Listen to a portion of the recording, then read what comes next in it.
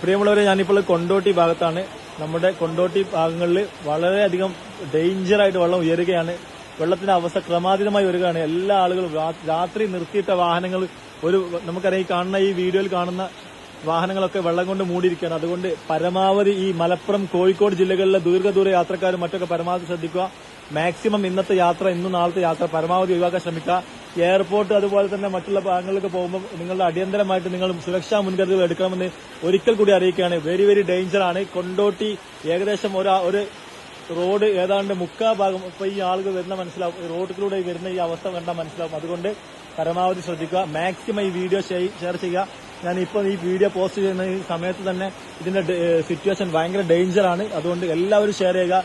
എല്ലാവർക്കും നന്ദി, നമസ്കാരം. നമ്മുടെ സുരക്ഷ നമ്മളുടെ തന്നെ കയ്യിലാണ് എന്ന് പ്രത്യേകം മനസ്സിലാവുക.